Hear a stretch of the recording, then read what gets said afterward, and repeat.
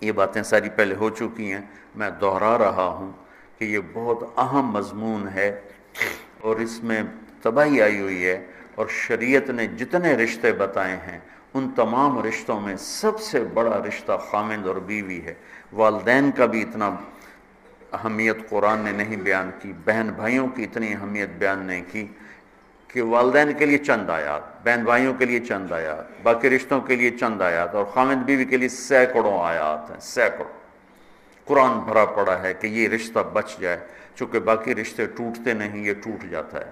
میرا باپ سے رشتہ، میری اطاعت اور فرما برداری ہو یا نافرمانی ہو، میں اپنے باپ کا بیٹا ہوں۔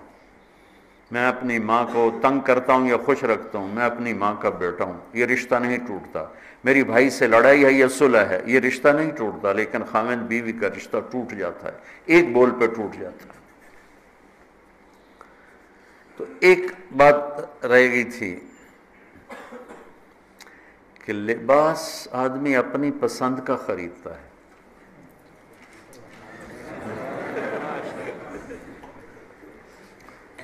جب چھوٹا بچہ ہوتا ہے پھر تو ماں باپ پہناتے ہیں، جب وہ ہوش میں آ جاتا ہے تو وہ لباس اپنی پسند کا لیتا ہے، ماں کی پسند کا نہیں لیتا، باپ کی پسند کا نہیں لیتا ہے۔